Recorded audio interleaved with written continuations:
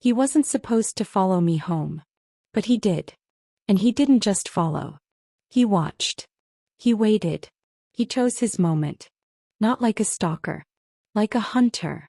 At first, I thought he was just a good-looking tourist. You know the type, too clean, too smooth, with that lazy kind of charm that always hides something. He smiled at me like he knew I'd fall for it. And I did. But here's what I didn't know. The man I let walk beside me down those quiet Vienna streets. He wasn't sightseeing. He was tracking. Tracking me. Because I wasn't random. And he wasn't lost. There was a reason he wore gloves even when it wasn't cold. There was a reason he never told me his last name. And there was a reason when I tried to walk away he just smiled and said, "You're playing a dangerous game, doll." And he meant it. Not flirtation. Not a warning. A promise. So how did I go from being a tour guide with a busted coffee machine and overdue rent, to sitting across from a mafia boss with blood on his hands and my name on his lips?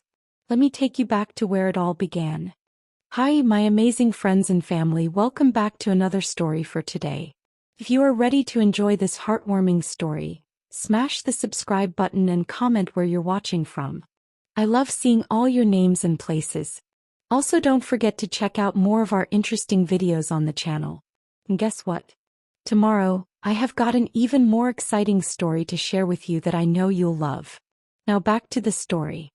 The sun was slipping behind the rooftops, painting the sky with gold and soft orange, like honey poured over the city. Vienna had that magic sometimes. It made even your worst days feel like maybe, just maybe, they belonged in a movie. My legs were sore. My throat was dry from repeating the same facts to the same kinds of people all day. This was tour number 3. Same landmarks. Same fake laugh. Same smile that hurt my cheeks. I was tired of pretending to care if they liked the opera house. I crossed the square, weaving through clumps of tourists pointing at statues and bumping into each other like blind puppies. Somewhere behind me, a street violinist played something sad and slow. It didn't help my mood. I just wanted one small thing to go right. Maybe a quiet table. Maybe a cold drink. Maybe 5 minutes alone. I saw him. He was leaning by a lamp post outside Café Joseph. Black jacket over a plain white tee. His sleeves were pushed up just enough to show the heavy black ink on his arms. Roses. Clocks. Some strange foreign script that curved along his forearm like it meant something deep. And his hands. Veins. Knuckle tattoos. Silver rings that caught the light. He wasn't moving. Just standing there. Watching. Not the street. Me. I froze. I should have looked away. I should have walked faster. But I didn't. Because when his eyes locked with mine, I felt it. Not butterflies. Not nerves. Something lower. Something sharp. Like danger with a slow smile. He stepped away from the post and walked toward me, smooth and calm, like he already knew I wouldn't run. "You need help with that map, doll?" His voice didn't match the look. It was low. Velvet and gravel. The kind of voice you hear once and never forget. I glanced at the tourist map in my hand, the one I'd been using for work all day. It was folded and creased and full of coffee stains. I looked back at him. Raised an eyebrow. "You think I look lost?" That smile of his spread, slow and dangerous. "A little." I let out a soft laugh. "I work here." "Then I'm in luck," he said. "I'm very lost." I knew I should have walked away. I didn't do flirty strangers. I didn't trust men who dressed like sin and smiled like it was a weapon. But his presence, it pulled at something. Like gravity. He stepped closer just a little. Not enough to touch, but enough that I could smell his cologne. Clean. Expensive. Warm like amber and a little spice. "Let me guess," I said. "You're American?" He tilted his head. "Why do you say that? You're smooth. And you sound like you grew up with HBO on full volume." He chuckled. "Guilty. Born in New York." I nodded. "So what brings a guy like you to Vienna?" "Business," he said. Simple. Flat. I waited for him to say more. He didn't. You don't strike me as the museum type, I said. Neither do you, he replied. He was watching me again. Eyes dark but curious. Like he could see through every wall I'd ever built. You a guide? Part-time, I answered. When I'm not trying to pay rent by crying into microwaved noodles. His smile came back. That slow, crooked one that made me feel like I'd said something funny when I hadn't. I'm Nico, he said. I stared at him for a second, then gave him half a smile back. Ellie. He repeated it under his breath. Ellie. Like he was tasting it. So, Ellie, he said, if I wanted to see the real Vienna, not the stuff they print in glossy brochures, what would you show me? I should have said I was busy. I should have made up a boyfriend or an appointment or anything. I started walking. And Nico fell in step beside me. Like we'd done this before. Like it was natural. We walked past the Leopold Museum, past couples sipping drinks in the open square, past skateboarders weaving through lazy crowds. I bet you've told that map line to at least 10 girls, I said, side-eyeing him. Only the pretty ones, he said without missing a beat. I rolled my eyes. But I smiled. We walked. He asked about my favorite pastry shop. I asked if he always wore black in 30-degree heat. His answers were always just enough. Never too much. He told me he was only here for a few days. That he'd just come from Milan. Before that, Marseille. Before that, he paused, somewhere colder. When I asked what kind of business he was in, he just smiled and said, the quiet kind. I hated vague answers. But from him they made me want to know more. There was something in the way he moved. Every step was steady. Like he knew the weight of his own presence.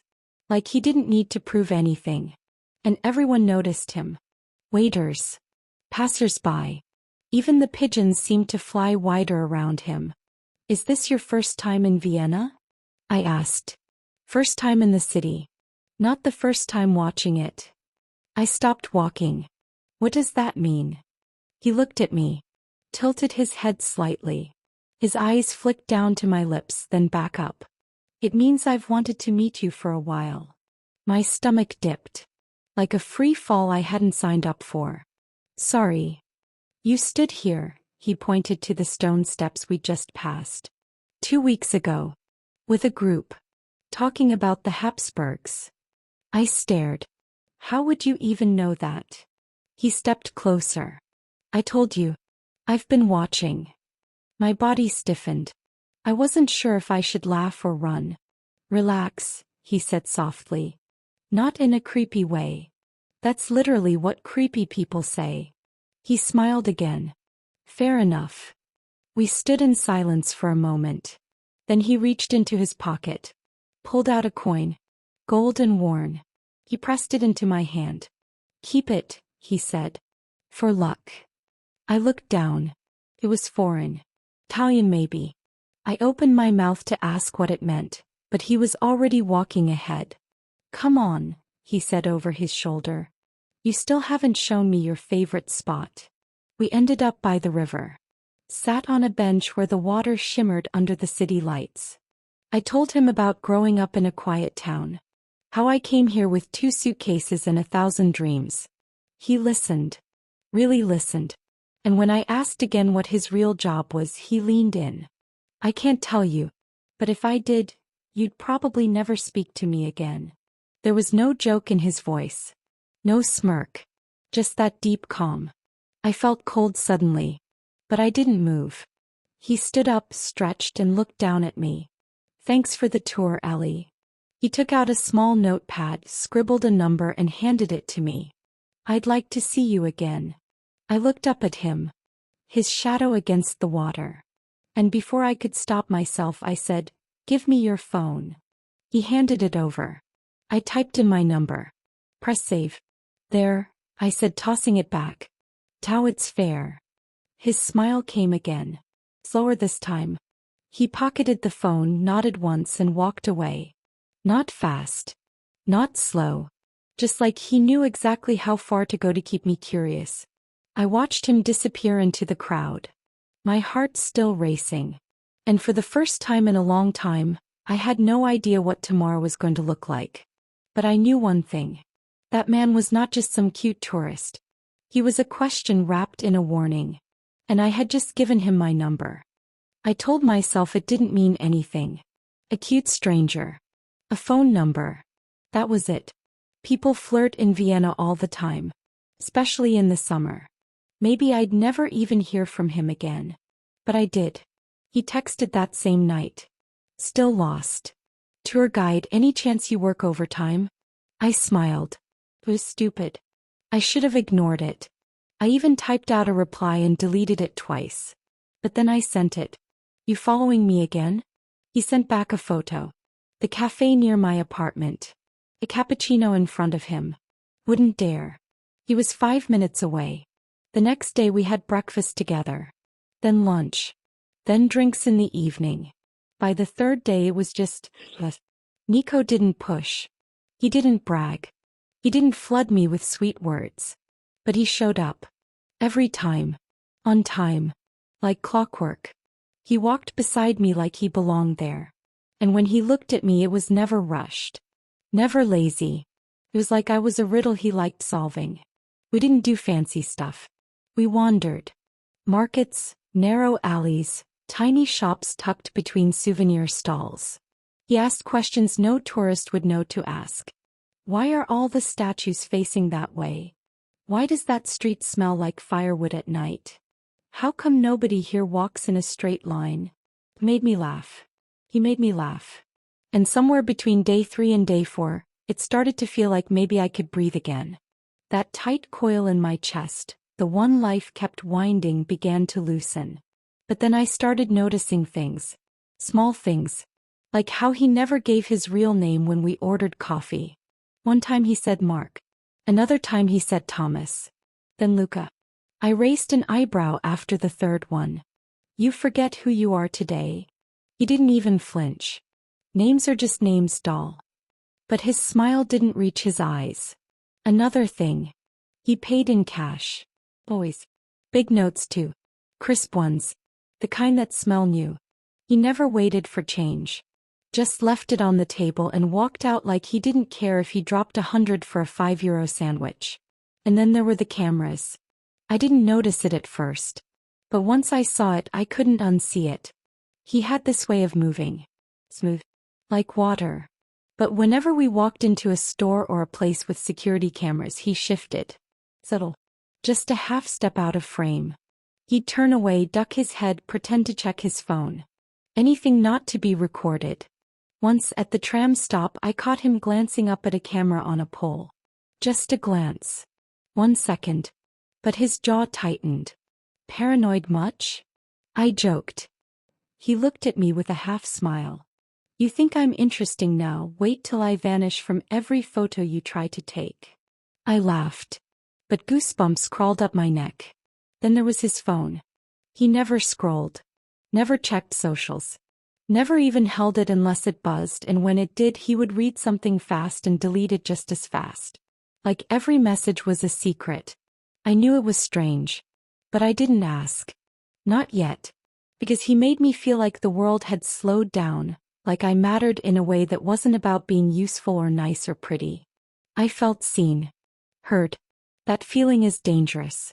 It makes you ignore the red flags. It makes you forget the rules. Nico?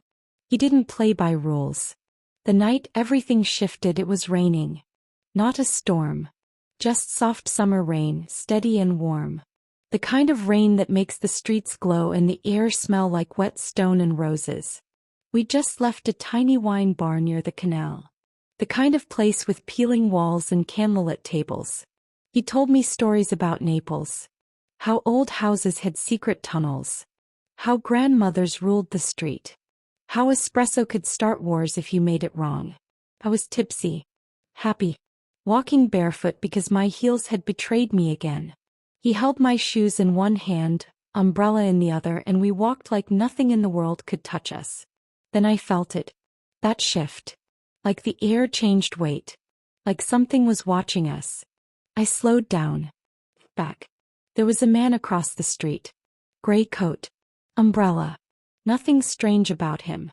Except he wasn't walking. He was standing. And he was staring. Right at Nico. Friend of yours? I asked quietly. Nico didn't turn. But his body stiffened. No. We kept walking. Then I heard footsteps. Fast ones. I turned just in time to see the man crossing the street toward us. His hand dipped into his coat. And everything happened at once. Nico spun. Dropped my shoes. Stepped forward like he knew exactly what was about to happen. The man reached for something. Nico grabbed his wrist. Twisted. A sound cracked in the air like someone snapping a branch. The man yelled. Something silver hit the pavement. A knife. The umbrella rolled into the street. Nico shoved the man hard. He stumbled, caught himself, limped away fast, disappearing around the corner. And just like that, it was quiet again. I stood frozen. Soaking wet. My heartbeat roaring in my ears. Nico bent, picked up the knife, wrapped it in a napkin from his pocket, and tucked it into his jacket like he'd done it 100 times before. He turned to me. Come. Like nothing had happened. You okay? I stared at him. What the hell was that? He exhaled slowly. Rain dripping from his jaw. Probably a mugger. Bad luck. I stepped back. No mugger carries a knife and walks straight up to someone like that. He didn't answer. Nico. Silence. You knew he was following us. Still nothing. My hands were shaking. I didn't know if it was fear or shock or both. You told me you were here on business, I whispered. What kind of business puts you on someone's hit list? He looked me dead in the eyes. Then he smiled. That soft, slow, dark smile. The one I should have never trusted. You're asking a lot of questions, doll. My throat went dry. He stepped closer. His voice dropped low. You're playing a dangerous game. Goosebumps exploded across my arms. He wasn't joking. He wasn't flirting. He was warning me. And for some stupid reason, my heart didn't run. It leaned in. The rain did not feel warm anymore. It felt cold. Every drop stung my skin like tiny needles. Nico's voice kept echoing in my head. You're playing a dangerous game. He said it like a fact. Not a joke. Not flirtation. A truth he expected me to accept. Maybe I should have turned away. Maybe I should have run home and locked every door I owned. But I stood there, shivering under the quiet Vienna night, staring at the man who had just bent someone's wrist like it was made of clay. Nico lifted the umbrella again. He held it over me, not himself. Come on, he said. You will catch a cold. His voice was soft. Too soft. Like nothing had happened. I walked beside him, my shoes still in his free hand. My heart was beating so loud I could barely hear the rain. We reached my apartment building. He stopped at the gate. The street lamp above us flickered like a warning light. His eyes watched me with that calm, unreadable look. Sleep, he said. It will make more sense tomorrow. I nodded even though nothing made sense at all. He brushed a raindrop from my cheek with his thumb. The touch was gentle. Almost tender. Then he turned and walked away into the fog of the street. I stood there, breathless, and watched him vanish. Something deep inside me whispered run. But another part whispered something even more dangerous. Stay curious. Inside my small apartment, everything felt too quiet. Too normal. The walls were the same pale yellow. My coat hung by the door. My tiny kitchen smelled like coffee and cheap detergent. But nothing felt safe anymore. I sat at the table and traced my finger along the rim of my cup. Nico's words replayed again and again. His face when he twisted that man's wrist. The knife hitting the ground. The cold way he looked at me afterward like he was waiting for me to break. I barely slept that night. Every time I closed my eyes I saw his smile. The smile that made me melt. And the smile that scared me. Morning arrived with gray sky and heavy clouds. I made coffee but it tasted like metal. My hands trembled when I picked up my phone. There was a message. You awake, doll? I stared at the screen for a full minute before typing a reply. Barely. He answered instantly. Breakfast. Same cafe. It was like nothing had happened. Like last night was a dream. I should have said no. I should have blocked the number and thrown my phone out the window. Instead I got dressed. He was already there. Sitting outside. Reading a newspaper like a peaceful businessman who had never seen a knife in his life. When he saw me he looked up and smiled. That gentle, soft smile. The one that almost made me forget. You look tired, he said.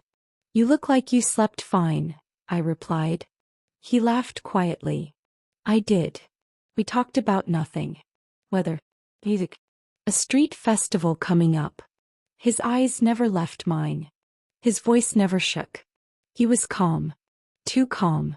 But I watched him now. Really watched. The waiter asked for his name to put on the order. He smiled with his teeth and said, Mark. Yesterday he said Thomas. The day before Luca. Who does that? Who changes names like outfits? He paid in cash again. A thick €50 note folded small. The waiter tried giving change. Nico waved it off like it was nothing. When we left the cafe I asked lightly, do you ever use cards? Or is paper money your soulmate? His eyes flicked to me. Cards leave trails. What kind of trail? You a criminal? I teased. He smiled. Everyone is something. My stomach twisted. For 3 more days we walked Vienna like lovers in a fairy tale. Except fairy tales do not have shadows that move behind you. They do not have men staring too long. They do not have a feeling that every corner has eyes. Sometimes I turned suddenly, just to see if someone was there. And sometimes there was. A man in a brown jacket. A woman pretending to read a map. A boy on a bike watching us too closely. If I noticed them, Nico noticed them first. When we walked near a jewelry store, I saw the reflection in the glass. Nico's eyes were not on the street vendors or the shining necklaces. They were scanning behind us. Alert. Focused. Nico. I whispered. He glanced down. Yes, Ellie. Are we being followed? Silence. The thin smile. You think too much. I wanted to believe him. I wanted to be the girl who loved blindly. But I had been lied to before. And my heart had learned to taste danger. On the 5th night something small changed. Something tiny but loud. Nico left his phone on the table when he went to the bathroom at the cafe.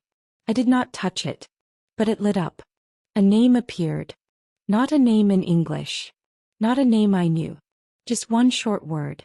Fratello. I did not know Italian well. But I knew enough. Brother. 5 seconds later the message vanished. Deleted. Gone.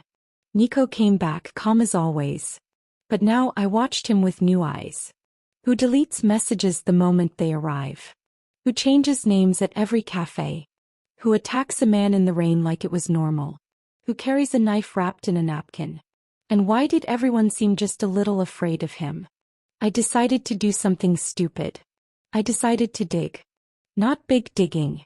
Just small digging. Asking around. Checking online. Nothing crazy. First I asked a bartender who had served us twice. Do you know the guy I've been with? Goose. Black jacket. Calls himself Nico. The bartender shook his head fast. Too fast. Never seen him. Liar. He had served him 2 nights in a row. I asked the waiter at the cafe. He blinked at me like I had spoken another language. Nico. No, signorina. Nobody like that. The fear in his eyes told me everything. People did not just avoid Nico. They wanted him invisible.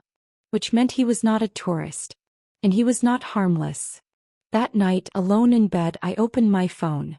I typed, Nico Naples arrest tattoos into the search bar. Nothing. I tried, Nico Mafia Naples. Nothing. But when I typed Ricci Naples arrest, something flickered. An old news article. 2 men in handcuffs. Police. Black cars. Crime scene tape. And one of the men had his face turned away. But his jacket. His hair. His. My breath stopped. It was him.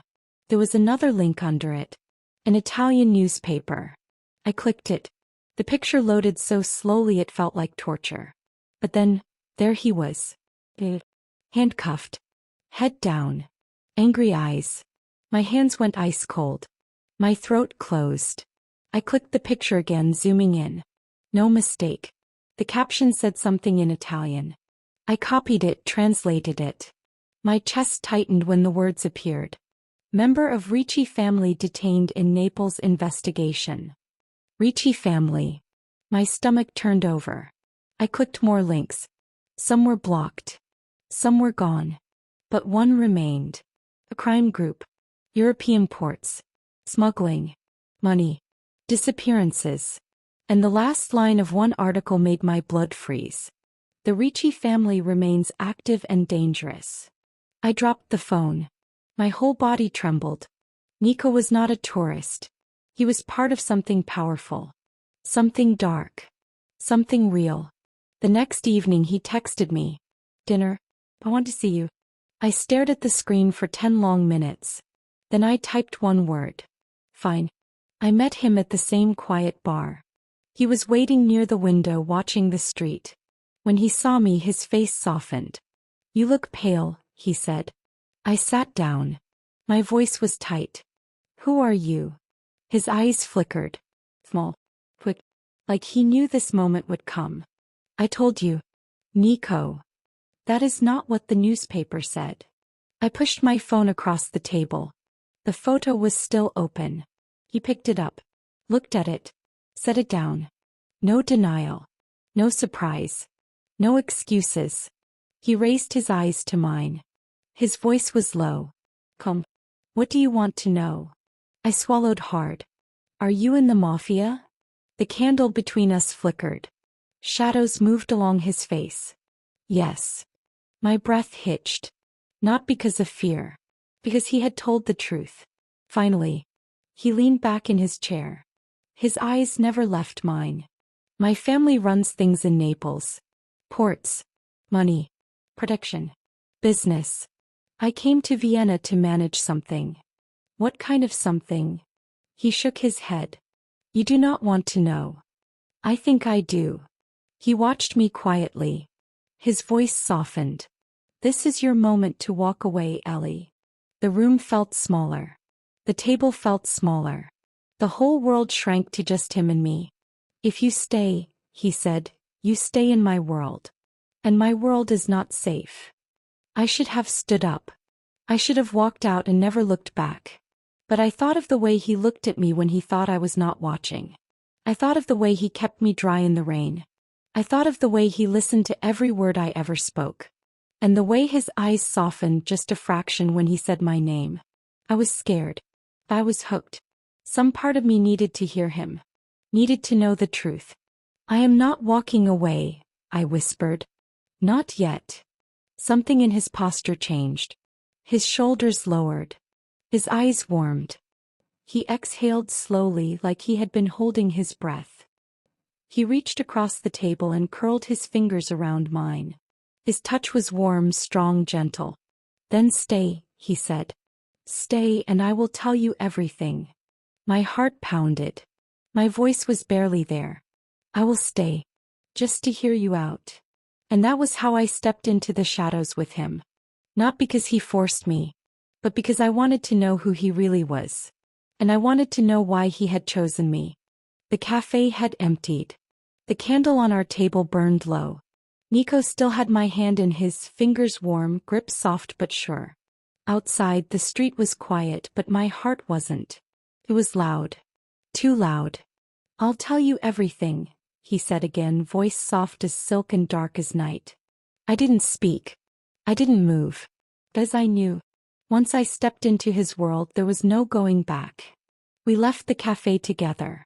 He held my hand the entire walk. Not like a lover. Not like a friend. Like someone claiming something. Like someone making sure I stayed beside him. The city was still alive. Trams clattered in the distance. Glass clinked from an open bar. A cat crossed the road ahead of us like it didn't fear anything. We didn't talk. But his silence didn't feel empty. It felt full of things he couldn't say yet. And I just followed. He stopped outside a tall, dark building. Not grand. Not ugly. Just there. Nico opened the gate with a key he didn't seem to pull from anywhere. Like the door just knew him. Come, he said. We went through a small marble hallway and into a private elevator. No buttons. No numbers. Just a keyhole. He turned the key and we rose. No sound. No music. Just us. And my heart again. Still loud. Still wild. The elevator opened into silence. The place was quiet luxury. Cream walls. Dark floors. Gold edges. Big windows that looked over the whole city. I stepped in slowly. My boots made no sound on the floor. You live here? I asked. When I'm in Vienna. I turned in a slow circle. This isn't an apartment, I whispered. It's a nest. Nico smiled. A safe one. He walked to a side table and poured 2 glasses of dark wine. Handed me one. No questions. No toast. Just the glass, smooth and full. I sipped. Velvet. Smoke. Heat. It burned just a little. I liked it. He leaned on the window. Looked out. I want you to see something, he said. What? Pie world. The next morning I met him again. He texted one word. Come. No location. No explanation. But I knew where. I dressed in black. I didn't know why. I just did. He met me outside the same tall building. Same black car waiting. I stepped in. He didn't kiss me. He didn't speak much. Just looked at me once like he was checking something. Wear your quiet face today, he said. I nodded, not even knowing what that meant. But I did it anyway. We drove through parts of the city I never visited. No museums. No tourists. No signs. Just long warehouses, fenced-off docks, quiet corners with cameras hidden in street lamps. We pulled into a garage where 3 other cars waited. 2 men stood near the entrance. Dark suits. Hands in pockets. Eyes sharp. They didn't look at me. They looked at Nico. And when they saw him they straightened like soldiers. One of them opened the door. Boss, he said, eyes down. Boss. That word hit me like ice down my spine. They didn't call him Nico. Not Mark. Not Thomas. Not any of the names he dropped at cafes. They called him boss. And when he stepped out of the car they moved like water around him. Quick, quiet, careful. He told one man something in Italian. The man nodded fast and disappeared into the hallway. Another man held a file. Thick. Nico opened it, read one page and passed it back. They never asked questions. They never interrupted. They never smiled. We walked past rows of containers.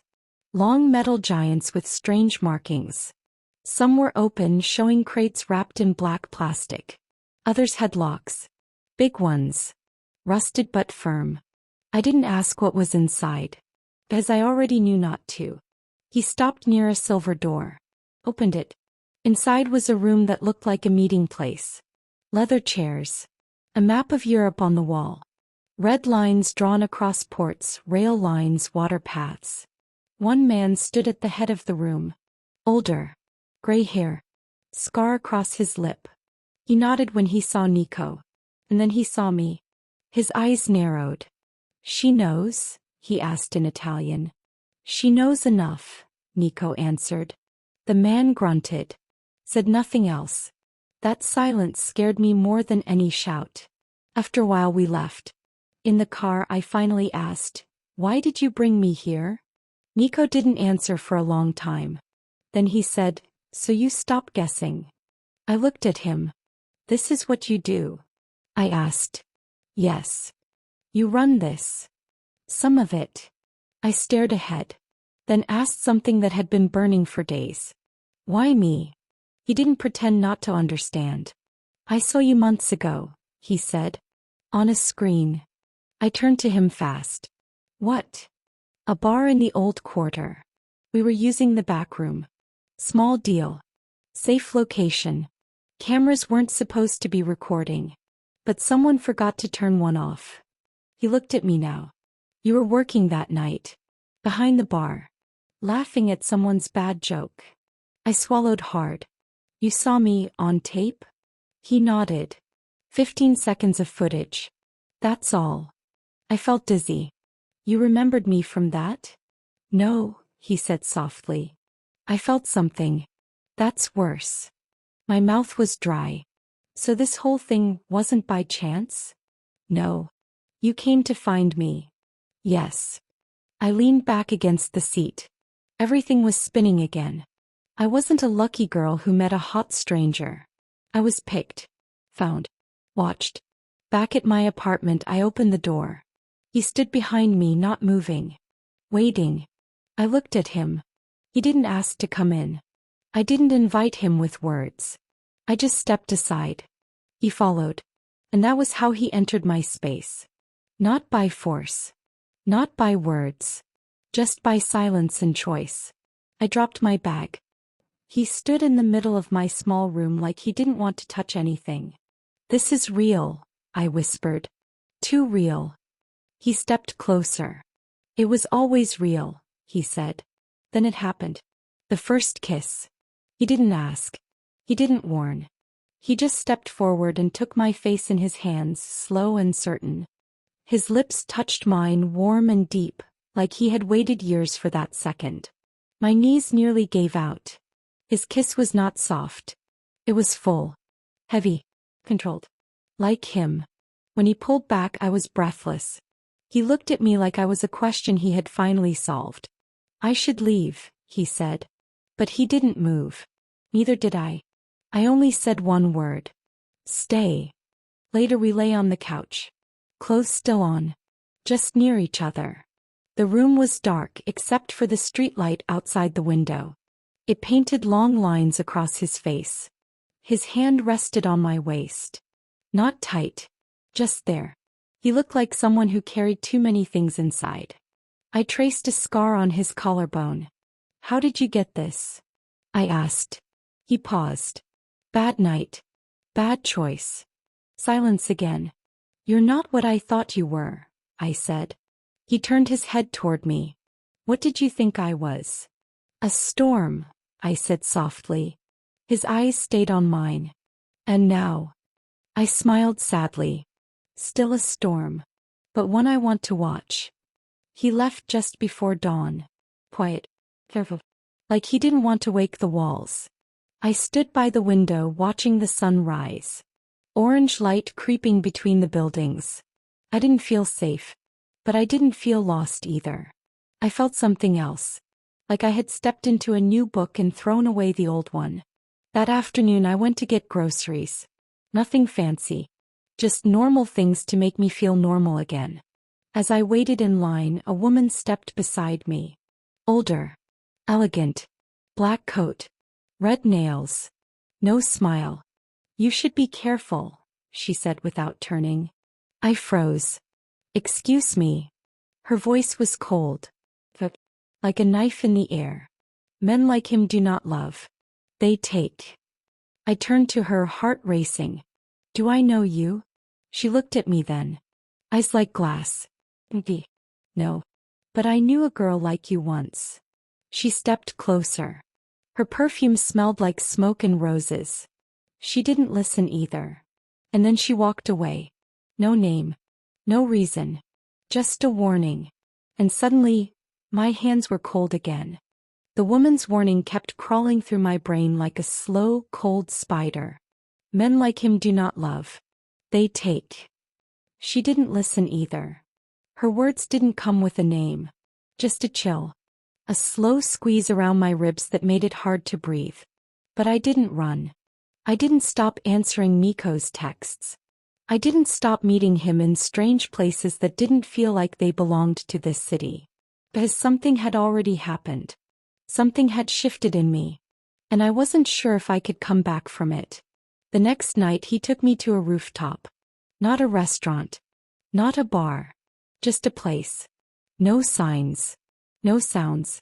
Just air and stars and the kind of silence that only the rich or the hunted ever know. There were two men waiting when we arrived.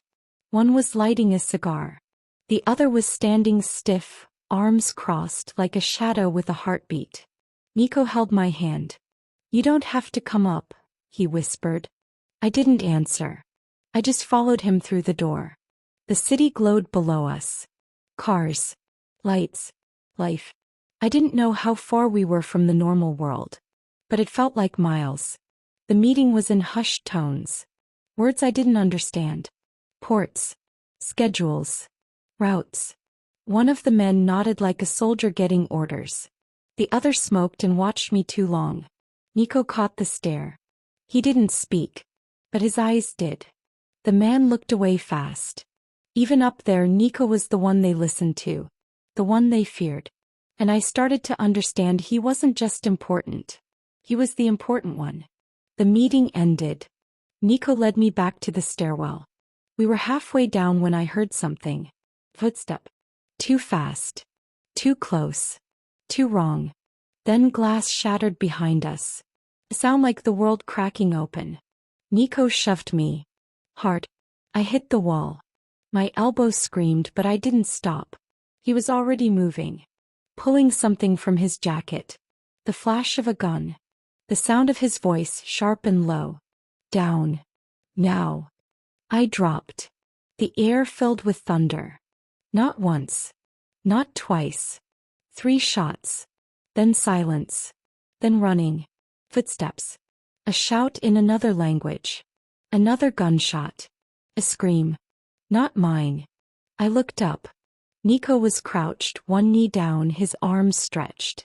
A man lay near the stairs. Blood spreading under him like spilled ink. Nico's chest was rising fast. He stood up slowly. Turned to me. "Are you hit?" I shook my head. My throat was closed. My ears were ringing. He reached out, pulled me to my feet. "We need to go." We didn't go back to his place. We didn't go to mine. We drove. Fast. Every turn felt too sharp. Every shadow felt too full. My heart didn't slow down. It just kept racing like it was trying to outrun what had just happened. Nico didn't speak for 20 minutes. When he finally did, his voice was raw. They weren't supposed to know I was there. Who were they? He didn't answer. I tried again. "Who's trying to kill you, Nico?" He drove faster. We ended up in a small apartment across the river. Nothing fancy. Quiet. Clean. One window. One couch. One bed. A safe house. Nico locked the door behind us. Then turned to me. "They tried to take me out. But you were with me." His jaw clenched. "They shouldn't have seen you." "I don't care about me," I said. He stared at me for a long time. Then he finally sat. Rubbed his face. Exhaled. "My uncle was Don Ricci." I blinked. "The Don." "Yes." "Isn't he dead?" Nico nodded. "Shot in Naples last year. A meeting gone wrong. Everyone thought I would go back to New York. Let the others fight for power." "And you didn't?" "No," he looked me in the eye. "I stayed. Took over this region. Europe's eastern half. Trade. Borders. The quiet stuff." "You run it all?" "Yes." I sat down across from him. The floor felt cold. "Why are they after you now?" He didn't blink. "Because I didn't die when I was supposed to." My mouth went dry. "They tried once already?" He nodded. "And now again." "And me." His eyes dropped. "You were never the target, Ellie. Then why did I almost die tonight?" He stood. Ran a hand through his hair. Started pacing. "Because I got soft," he said bitterly. "I let them see I had something to lose." He looked at me. "You." The room was too quiet. My pulse was still in my ears. My elbow ached. My whole body buzzed like it wasn't mine. I stood up. Walked toward him. Stopped just close enough. I looked at the man who had killed for me. The man who had lied and watched and chosen me from a distance. "I'm not scared of you," I said. His voice dropped. "You should be." I stepped closer. "I'm scared of everything but you." He didn't touch me. Not yet. Just looked down at me like he couldn't believe I was real. And then something cracked. Not loud. Just a quiet pull in the air. And suddenly we weren't standing still anymore. His hands gripped my waist. My fingers tangled in his shirt. Our mouths crashed. Not soft. Not careful. Hungry. But desperate. He pushed me against the wall. I pulled him closer. Clothes didn't matter. Time didn't matter. It wasn't romantic. It was real. It was raw. It was two people who had seen too much and needed one thing to stay grounded. Each other. He kissed like he meant it. Like he was trying to memorize the shape of my soul. And I let him. Later we lay tangled on the thin bed. No words. Just breath. Just warmth. Just us. Outside the wind moved slow through the trees. Inside my skin still burned where he had touched me. I turned my face into his chest. Listened to his heart. It was steady now. I'm not going back, I whispered. He didn't move. I'm not going to pretend this didn't happen. I'm not going to pretend I can go back to normal. Till he said nothing. So I asked the question I had been holding since the shot was fired. What does this make me now? He opened his eyes. Looked at me like I was glass and fire at the same time. It makes you mine, he said. But I wasn't sure if that was a promise. Or a warning. The room smelled like heat and skin. My cheek rested against Nico's chest. I could hear his heartbeat. Come, strong. Outside, the sun was rising slowly, painting light across the curtains. I hadn't slept. Not really. My body had shut down. My thoughts hadn't. There was too much weight in the air. Too many secrets in his touch. Nico ran his hand gently through my hair. You're thinking too loud, he said softly. I didn't answer. Because something inside me already knew what was coming. A thread was about to snap. And once it did, nothing between us would be the same. He sat up. Pulled the blanket higher over my legs. Then reached for his shirt. I watched him button it slowly. Nico. He didn't look at me yet. Yes. What else haven't you told me? He froze. Just for a second. Then he turned. Met my eyes. A long silence stretched between us. One of those silences that wraps around your throat and squeezes. I need you to listen, he said. I'm listening. He took a breath. Your father, he said carefully, was not who you think he was. My heart dropped. I sat up slowly. The blanket fell to my waist. Don't. Ellie. Don't talk about him like that. He moved closer. Voice soft. You said he died when you were 3. Yes, I said. Car crash. My mother told me. Nico's eyes didn't move from mine. It wasn't a car crash. I felt like I couldn't breathe. My skin turned cold, even under the heat of the rising sun. You're lying. I wish I was. No, I said louder. You're wrong. But his face didn't change. His voice didn't shake. His name was Marcus Bell, he said. I flinched. That name hadn't been said out loud in my house since I was a child.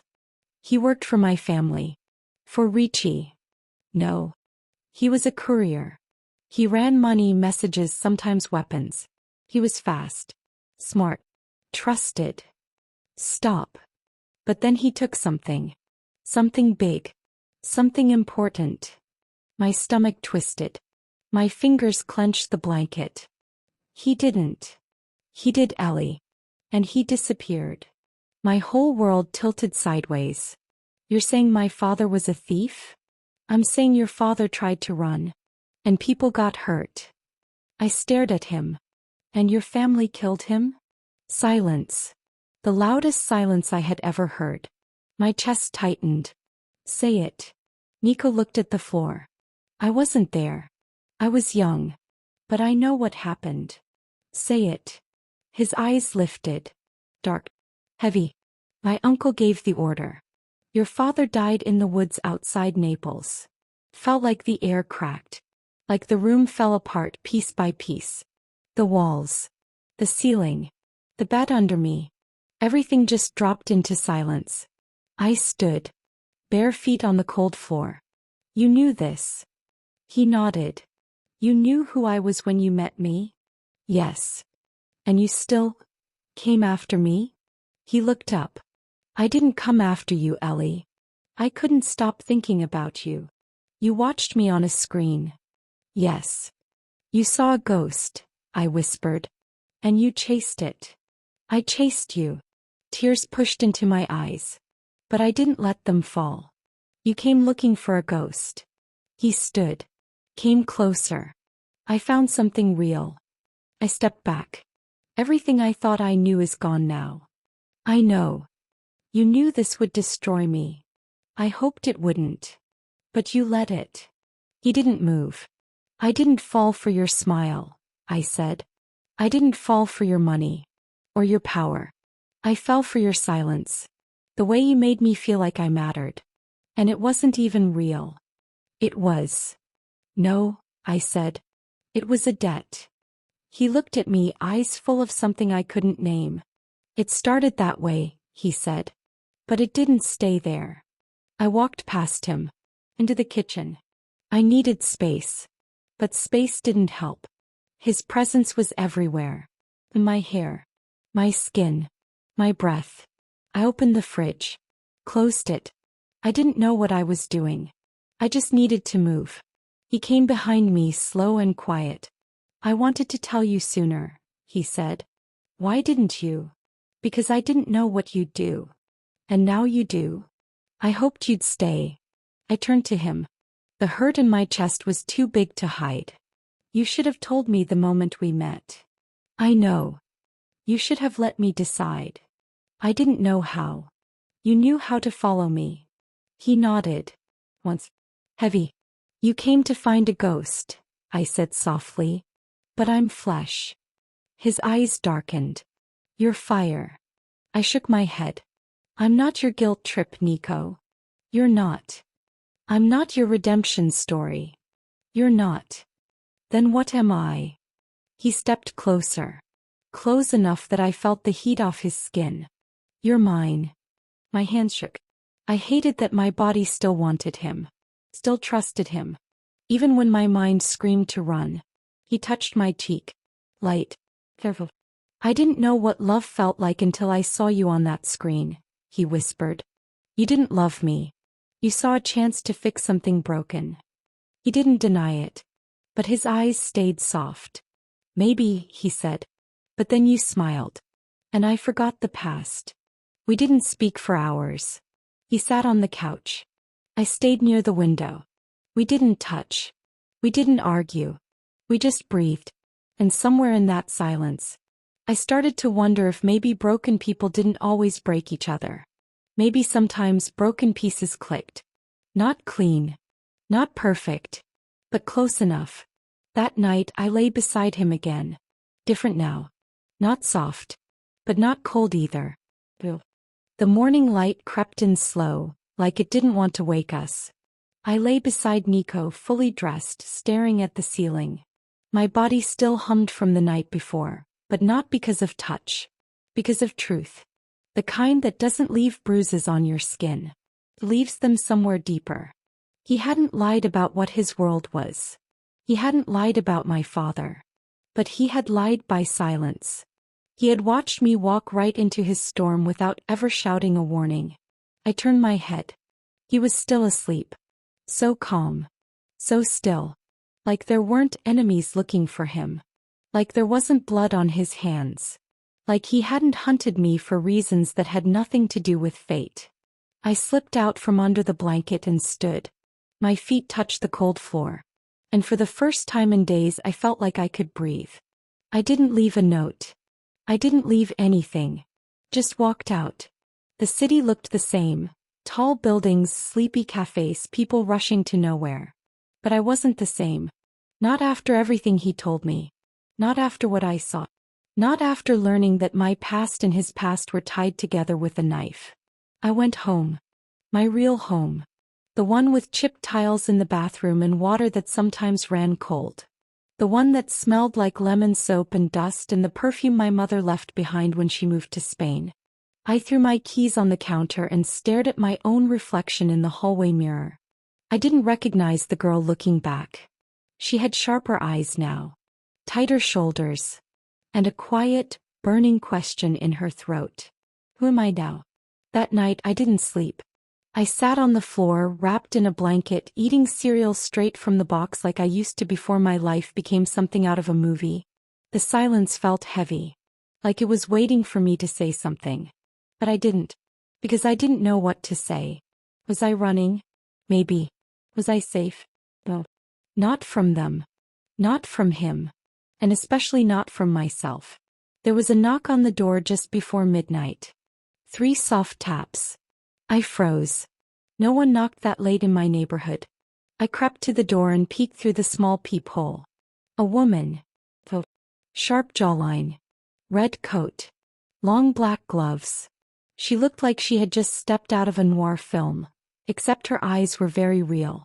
And they were looking straight at my door as if she knew I was behind it. I opened it a crack. "Ellie," she said. Not a question. "Who are you?" She smiled. "A shadow." I tried to close the door. She held it gently. "I'm not here to hurt you. Nico would be very disappointed." I opened it fully. She stepped inside slow and sure. Perfume followed her in, sweet and dark like roses dipped in smoke. She didn't ask to sit, but she did. Crossed her legs. Gloved hands folded in her lap. "My name is Isadora," she said. "I knew your father." I blinked. "What?" "Years ago. Before you were born."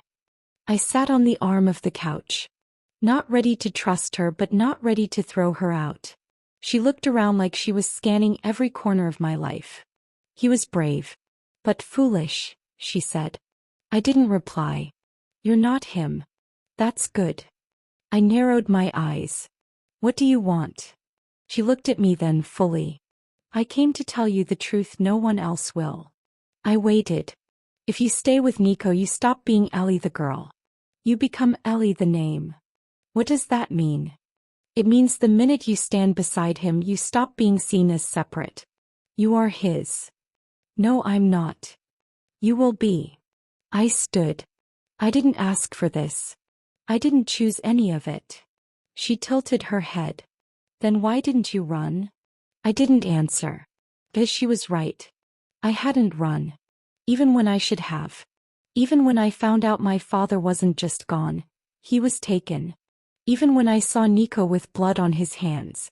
Even when I tasted danger in every kiss. I stayed. And now I was trying to pretend I could leave without consequences. She rose from the couch. "There's still time," she said. "For what?" "To walk away." I shook my head. "You people keep saying that like it's easy." "It's not," she said. "But staying is harder." Before she left, she paused in the doorway. "One more thing," she said. "If you go back, don't go as a girl who wants love. Go as a woman who demands power." Then she was gone. Like smoke. The city felt louder the next day. Or maybe I just noticed it more. I walked through the streets like a ghost. Shops. Cafes. Couples laughing over croissants. Normal life. But I wasn't part of it anymore. I wasn't just a tour guide with messy hair and trust issues. I was the daughter of a man who died for stealing. The girl who kissed the dawn in a safe house. The woman who watched a body fall for her. And I needed to decide who I was going to be now. By the afternoon I had an answer. I went back to the building. The one with the elevator that had no buttons. The one that only rose for people with keys. The guard didn't stop me. He opened the gate. No questions. No greetings. Just silence. Like he had been told to wait for me. Nico was on the balcony when I walked in. Smoking. Shirt sleeves rolled. Tired eyes staring out over the skyline. He didn't turn when I entered. But he spoke. "I thought you were gone." "I was."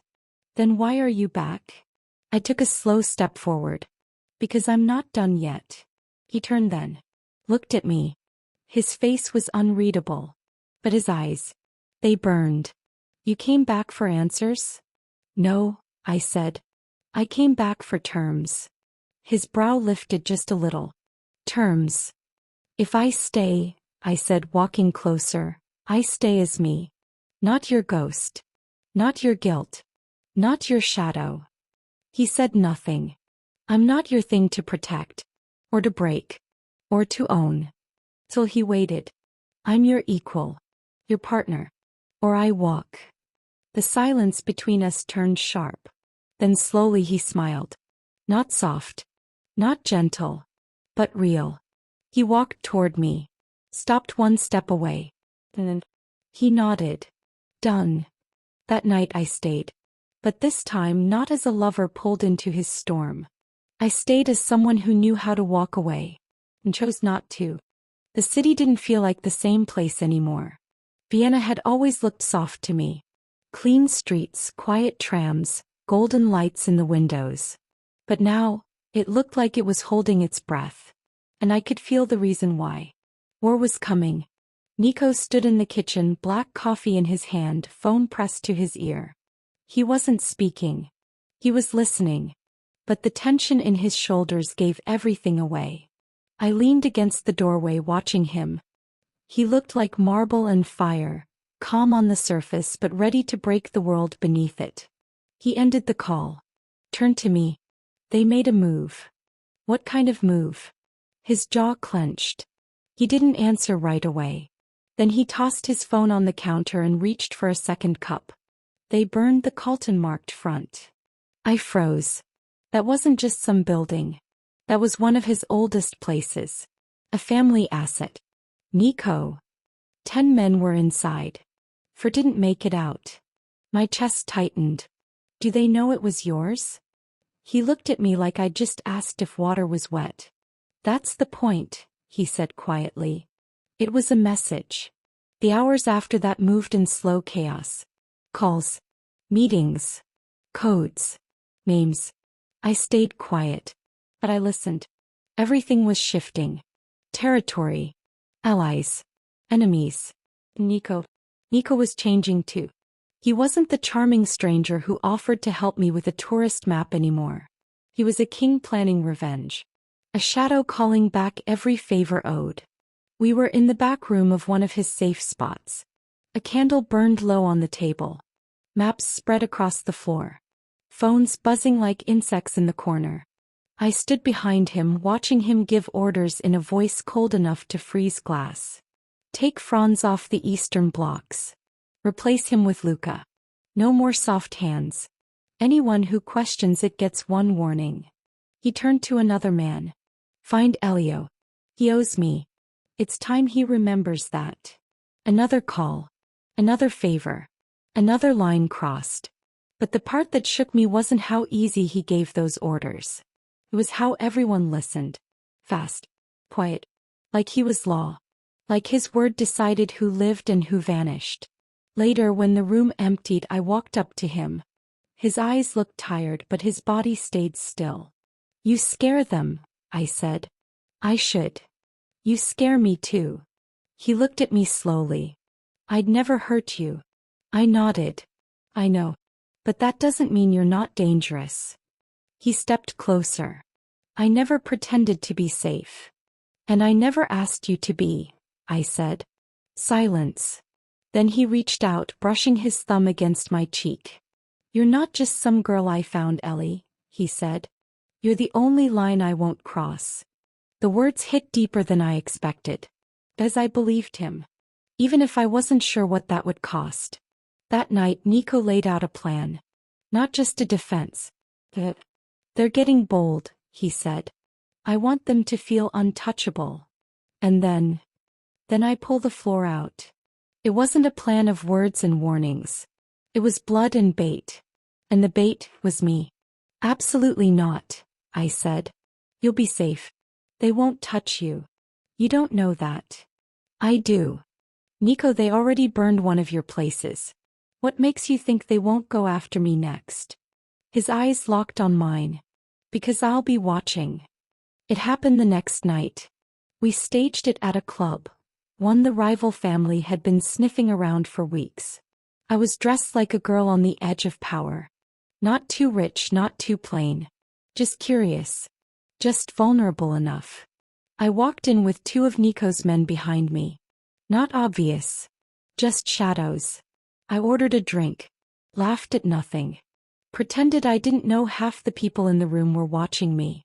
Then I left through the back exit, where the cameras didn't work. I waited in the alley, heart racing.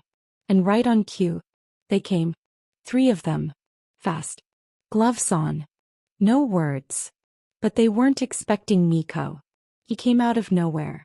Not like a man. Like a force. One second I was alone. The next he was there. And the alley became war. He didn't hesitate. Not once. 2 men dropped fast. The third pulled a gun. I screamed. Nico tackled him before the shot fired. They went down hard. I backed up. My spine hit the wall. I couldn't move. Couldn't breathe. Then I saw it. Blood. A lot of it. Nico was on top of the man, pinning him. But something was wrong. He was bleeding. But by the time his men reached us, Nico was barely upright. I ran to him. Grabbed his face. His blood was warm on my hands. Nico. Look at me. He blinked. Focused. I'm fine, he said, voice rough. You're not. He smiled just a little. Still pretty. I wanted to cry and punch him at the same time. He fell into my arms. We drove fast. Not to a hospital. To one of the family's doctors. The kind who never asked questions. I sat beside him the whole ride. Pressing a cloth to his side. Whispering his name like a prayer. When we got there they pulled him out. I followed but they stopped me at the door. You can't. He's mine, I said. The doctor hesitated. Then let me in. I watched them work. Stitching. Cleaning. Wrapping. Nico didn't flinch. Didn't groan. He just looked at me. The whole time. Like I was the only thing keeping him alive. When they were done he reached for my hand. I sat beside him. Silent. Shaking. He spoke first. They thought I'd be alone. You weren't. No, he said softly. Because you stayed. That night I didn't leave his side. Not when they changed the bandages. Not when the lights dimmed. Not even when he fell asleep.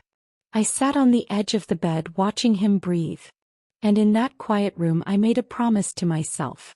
If I was going to stay in this life, I wouldn't be the girl in the background. I'd be the fire beside the flame. The city didn't feel like the same place anymore. Vienna had always looked soft to me. Clean streets, quiet trams, golden lights in the windows. But now, it looked like it was holding its breath. And I could feel the reason why. War was coming. Nico stood in the kitchen, black coffee in his hand, phone pressed to his ear. He wasn't speaking. He was listening. But the tension in his shoulders gave everything away. I leaned against the doorway watching him. He looked like marble and fire, calm on the surface but ready to break the world beneath it. He ended the call. Turned to me. They made a move. What kind of move? His jaw clenched. He didn't answer right away. Then he tossed his phone on the counter and reached for a second cup. They burned the Colton-marked front. I froze. That wasn't just some building. That was one of his oldest places. A family asset. Nico. 10 men were inside. 4 didn't make it out. My chest tightened. Do they know it was yours? He looked at me like I'd just asked if water was wet. That's the point, he said quietly. It was a message. The hours after that moved in slow chaos. Calls. Meetings. Codes. Names. I stayed quiet. But I listened. Everything was shifting. Territory. Allies. Enemies. Nico. Nico was changing too. He wasn't the charming stranger who offered to help me with a tourist map anymore. He was a king planning revenge. A shadow calling back every favor owed. We were in the back room of one of his safe spots. A candle burned low on the table. Maps spread across the floor. Phones buzzing like insects in the corner. I stood behind him watching him give orders in a voice cold enough to freeze glass. Take Franz off the eastern blocks. Replace him with Luca.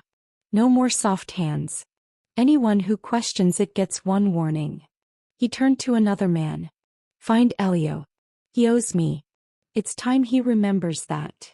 Another call. Another favor. Another line crossed. But the part that shook me wasn't how easy he gave those orders. It was how everyone listened. Fast. Quiet. Like he was law. Like his word decided who lived and who vanished. Later, when the room emptied, I walked up to him. His eyes looked tired, but his body stayed still. You scare them, I said.